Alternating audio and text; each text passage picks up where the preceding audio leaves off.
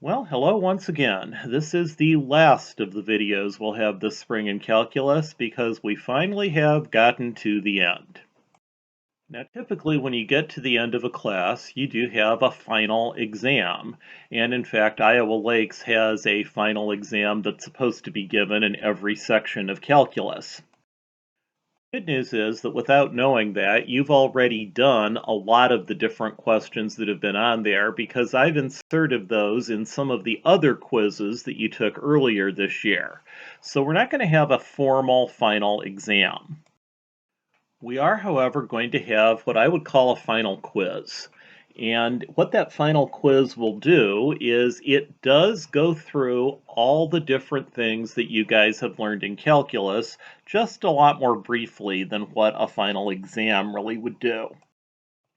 Your quiz will have 13 questions, and those 13 questions will include all the different topics that we've gone through this spring. It is a multiple choice online test, so you don't need to show work, you don't need to go through things in any particular way, but you do need to get those 13 questions completed. I don't have any formal assignment for you guys to do this week, but what I am going to try and do is use this video to go through some examples just to make sure you remember all the different topics that we have covered in calculus. And of course, the first of those topics was limits. And limits, it's been a long time ago, and you may not remember every single thing about them. That's why I want to review the key things that you want to remember for this quiz. So we're going to start with a question that's actually very similar to one that Iowa Lakes does require me to ask you. And here you'll notice that I have f of x equals 2x plus 6, g of x equals the square root of x, and what we're supposed to do is find the limit as x goes to 5 of g of f of x. Now, this question is really asking you to do two different things. You first of all need to figure out what is g of f of x, and then you need to think about the limit as x goes to 5. Now, g of f of x just means you take whatever f of x is, so 2x plus 6, and you plug that in to g. That's why the function that I need to figure out the limit of is the square root of 2x plus 6. Once I know that, what you do for the vast majority of limits is just plug in the number you were given, and if that works, you're done. So that's exactly what I want to do here. I want to take 2 times 5 plus 6, that gives me 16. The square root of 16 is 4. And as long as it's defined, you're good to go. Your answer is going to be 4. And again, if you can just plug in a number to get a limit answer, that's what you do. The time you have to do a little bit more work is when you have a problem like this one, where it says the limit as x goes to negative 2 of x squared plus 6x plus 8 over x plus 2. What's different this time is that if you tried to plug in negative 2, you'd end up with 0 over 0. This would be completely undefined, and so, we can't do that problem. It is, however, not a problem that we would say there's no limit on, because there's ways around that. What you always want to do, if you have something that you can't just immediately plug into, is see if you can factor it. And most of the time, once you factor, you're going to be good to go. Here, the numerator, the top, factors into x plus 2 times x plus 4, and g, I can just cancel out x plus 2 from the top and the bottom, and this would end up being the same as the limit as x goes to negative 2 of just plain x plus 4. And it's not too hard to figure out that our final answer then, when I plug in negative 2, we're going to get just plain 2. So again, if you can't just plug in immediately, try factoring, canceling, and then plugging into what's left. One last thing that I want you to be able to do with limits is to answer questions like these. Here I've got a graph, and it's asking me to find the limit as x goes to negative 2 with a little minus after it. the limit as x goes to negative 2 with a little plus after it, and the limit as x goes to negative 2. Remember when you see something like that, the little minus at the end means the limit as I go to negative 2 coming in from the left. The plus means coming in from the right. And just limit as x goes to negative 2 would mean both sides at once. And all I do on these is I just look at my graph and I look at what's happening to y as I come in from both of those directions.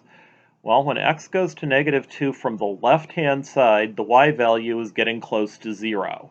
There's a hole in the function there, but it still is getting close to the x-axis, so 0 is my answer for the first one. On the right, it's getting close to negative 1. And because it's going to two different numbers on the left and the right, that's why overall we would say that the limit does not exist. So 0, negative 1, and can't do it. If you can do those three examples for limits, if you can just plug into a function, if you can cancel and find the answer, and if you can look at a graph and figure out what's going on, that's pretty much everything you need to know about limits for your quiz. You'll notice I did not bring up things like limits at the end of a function or limits where the answer is either positive or negative infinity. You don't have to worry about that for this quiz. There were, of course, three key topics that came up in calculus. Limits was the first one, and the second one was derivatives. And I do expect that if I gave you a function that had pretty much anything in it, you should be able to find the derivative of that function. So here's one. Take a minute, look through that, see if you can tell me the derivative, not antiderivative, of this function.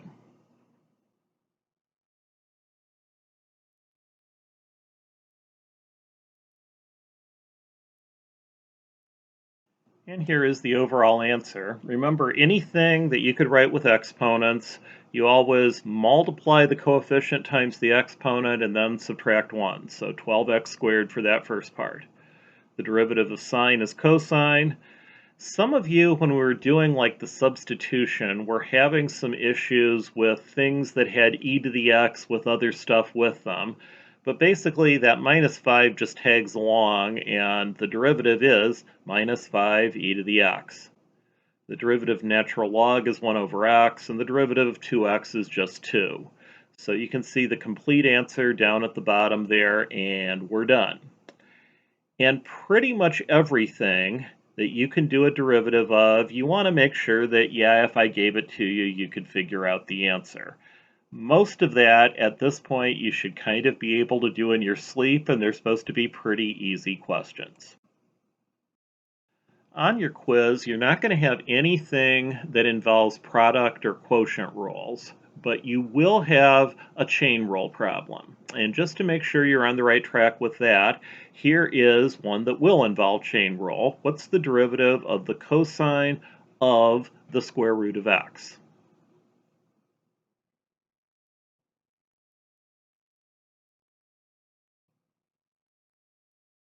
And of course, what you do with chain rule is you do the derivative of the outside times the derivative of the inside. So the derivative of cosine is negative sine of the square root of x, and then times the derivative of square root. I think a square root is x to the 1/2 power, and so I get 1/2 x to the negative 1/2. Now, I would probably write the answer exactly like the first part that I have there. A book would always take that back and write it as square roots, so they'd say negative sine of the square root of x over 2 square root of x.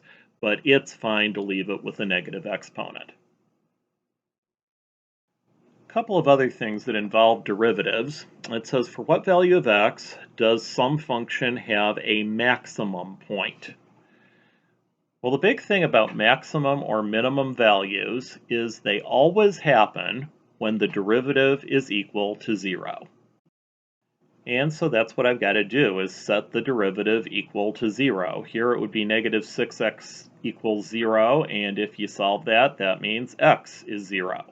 This one's a comparatively easy answer, but no matter what you do, it's always derivative equals 0 to find a maximum or minimum point. And I'm dwelling on derivatives because a lot of what Iowa Lakes wants me to ask you on the final, I didn't put in when we were doing derivatives earlier, so I want to make sure that you can do those questions. And I'm going to look at two-story problems today too. First one here, it says a missile is launched from the ground with an initial velocity of 320 feet per second. Its height at any given time is given by the function s of t equals 320t minus 16t squared. What is the maximum height the missile will reach? Well, the key word there is maximum. And again, you can find maximums or minimums whenever the derivative is equal to 0. So we want to take the derivative of this function, which happens to be 300 minus 32t. You set that equal to 0, and you figure out that this is going to happen after 10 seconds. Now, I told you that your quiz is going to be a multiple choice quiz, and there's a good chance that a wrong answer might be 10, because we want to know how high is it going to go, not when is it going to reach that height. So what I've got to do is take that 10 and plug it into the original function, and the right answer would be 1,600 feet. That's how high it's going to end up going. Again, to figure out maximum or minimum of anything, you set the derivative equal to 0. If you need to know how high, you take that answer and plug it back into the original function. The last derivative example we're going to look at is another of those geometry problems that we did back before it was basketball tournament time. Here it says Garrigan is building a new dance studio. It will have one mirrored wall and 3 walls that are made of sheetrock. The mirrored side costs $200 per foot to construct, and the sheetrock walls are $80 per foot. If the room has to have an area of 1,500 square feet, what dimensions will minimize the cost of construction? Well, of course, the key thing is minimize, so eventually we're going to do a derivative equals 0 again, so we can find the minimum of something. And so our objective function, which is minimizing the cost of construction, I get by thinking about the numbers they told me to come up with. Here we've got one side that costs $200 a foot. The other 3 sides cost $80 per foot. And you can see I put 200 times the length plus 80 times the length plus 80 times the width plus another 80 times the width. If you combine your like terms, we would have 280L plus 160W. That's going to be my objective function. I also need a constraint, which just sets a limit on how big things can be. And here it's that I have to have an area of 1,500 square feet. So length times width has to equal 1,500. The basic process on these story problems is you always began by taking your constraint and solving for one of the variables in terms of the other. So here what I did is I said the width must be 1,500 over the length. And I took that and then I substituted it back into that objective, because what I want to do is have an expression that the next step I'll do the derivative of that just involves one variable. And here what I ended up getting was 280L plus 240,000 L to the negative 1 power. The key step is always derivative equals 0, so I do the derivative of that. I set it equal to 0, and what I've got to do now is solve this for L. What I did was I got my terms on opposite sides, and essentially what we're going to do is cross multiply. That gives me 280L squared equals 240,000. I divide, and then I take the square root, and I can figure out that my L must be somewhere around 29.3 feet. And I go back to the other information I know. I can figure out that the W here is going to end up being about 51.2 feet. Now, it turns out here that the length is actually shorter than the width. The reason why that happens is that you want to remember that the more expensive side should actually be the shorter side. So we're actually making that mirrored wall less than the walls that are made out of sheetrock. Now, on the quiz, you are going to have a couple of questions that are story problems. Again, they're phrased as multiple choice questions, so you just need to pick A, B, C, or D in the end. But you will have one thing that's basically a quick physics problem and one that does somehow involve geometry, like the example we just went through here. And of course, more recently, you guys have learned all about antiderivatives. In fact, everything we've done with antiderivatives, you did online, because we didn't even start that until after we'd already figured out that we were doing things virtually. So first off, just like for derivatives, I should be able to give you pretty much any normal function, and you should be able to tell me what's the antiderivative of that function. So here's an example that does have pretty much everything all in one place. We want to find the antiderivative of 8x cubed plus 4x plus the sine of x minus 2 over x dx.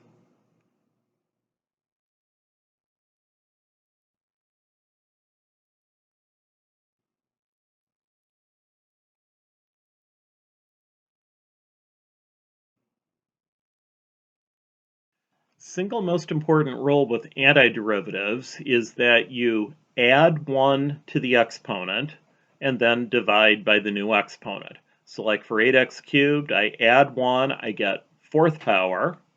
I take 8 divided by 4, and that's why my first term in the answer is 2x to the fourth. Do the same thing with 4x to the first. You add 1 and you get x squared, divide, and we've got 2x squared. The antiderivative of sine is negative cosine.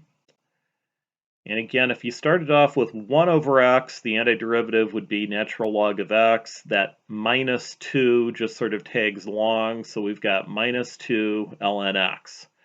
Now, you don't really need to worry about, on a multiple choice test, the fact that you have to put plus k at the end, but of course you would always have some constant that you could add on at the end as well. So 2x to the fourth plus 2x squared minus cosine x minus 2 natural log of x plus k.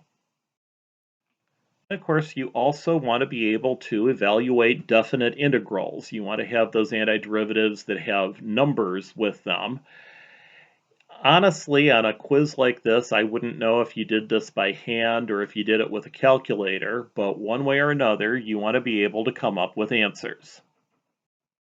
If you did do it by hand, what you would do is realize that the antiderivative of 6x squared is going to end up being 2x cubed. Again, you add 1 to the exponent, divide by that 3. I've got to plug in 5 and 1. So I do 2 times 125 is 250, 2 times 1 is 2, and if you subtract 250 minus 2, you get 248. And that's also what you'll get if you end up working that out on a calculator and using the calculus feature on your calculator to get the answer, 248. There's two other examples I want to take a look at in this video. And they're both area problems, which of course you've done fairly recently. The next one here, it says find the area that's bounded by y equals 4x cubed minus 8x squared minus 32x and the x-axis. Now the thing that is most important about this problem is that it overlaps the x-axis. The part on the left is actually above the x-axis, the part on the right is below it. And this was something that I think all three of you actually asked about when we were first learning it. But what you've got to do is treat this as two separate problems, and then we're going to add up the answers to get our final answer. So this one I did do with a graphing calculator, and the first thing I do is I graph that function, 4x cubed minus 8x squared minus 32x. And it doesn't look like anything special on my calculator because the window is not set to be real nice, but you can kind of see the same sort of shape you're looking at on the nicer graph I have over at the right. Once you have things graphed, of course, what you want to do is go to second and calculate, and we want to go down to choice number 7, which is definite integral or antiderivative. I've got a whole bunch of stuff on this screen, but it's showing you that the first thing I did is I used a lower limit of -2 and an upper limit of 0. What I'm trying to do is figure out the part that's above the x-axis, and I can figure out that that much has an area of 26 2/3, 26.6 repeating. Then I went back and I went from 0 to 4 and did the same thing.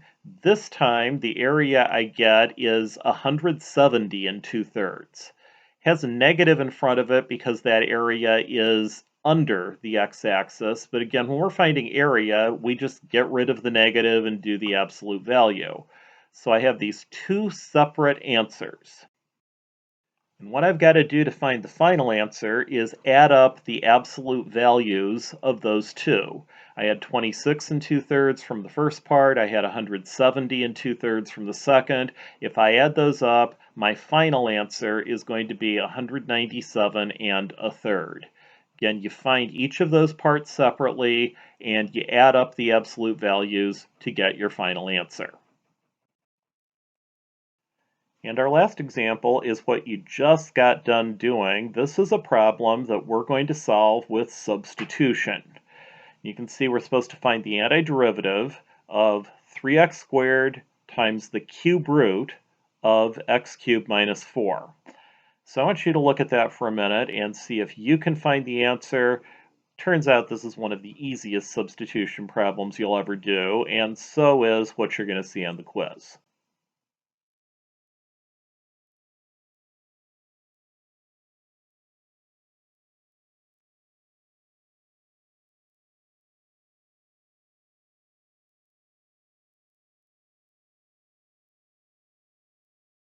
With substitution, the first thing you got to do is figure out what u is, and here it's the stuff that's under the cube root, so x cubed minus 4.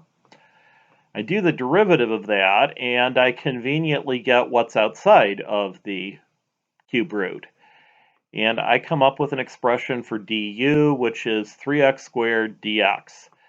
The nice thing about this is you don't need to like divide by something to get it all to match up. It's just exactly what I'm trying to cancel out. So I rewrite the problem with u in it. I've got the antiderivative of the cube root of u du. And of course I think of that as an exponent, 1/3 power. You add 1 and I divide by the new exponent, and that's why I'm going to get 3/4 u to the 4/3. Now the last step, which 2 out of the 3 of you asked me about last week, is I always go back to basically that very first step. We said that u was x cubed minus 4, and so my final answer is just 3/4 x cubed minus 4 to the 4/3 power, and again you always have the plus k at the end. There is one substitution problem. It's not anything tricky. It's a lot like this one, actually. If you can do this, you should be able to do what's on the quiz. And again, there's no actual assignment this week. If there are things we went through that you've still got some issues with, what you might want to do is go to the answer keys to the questions about those topics that you had, because everything's still online and you can look those up and find out what you need to. But you will have a quiz that includes those different things, pretty much one of each of the things we just went through. And you can spend whatever time you need, but I'm betting that it will mostly go pretty quickly for you. Now, I do want you to do your best on this, but honestly, all 3 of you are in a position where you could flunk it and probably still get an A, and it's not going to really be a problem. Hopefully, this has been both an interesting semester, but also a fairly productive one for you. You will, of course, all end up with 5 hours of college credit for the work you've done, and I've been very proud of how you guys have done this spring. So with that, we're going to wish you well for now. I am looking forward to hopefully seeing you all in person for our virtual National Quiz Bowl. And maybe we'll be back to something a lot closer to normal in the fall. Have a good summer, everybody.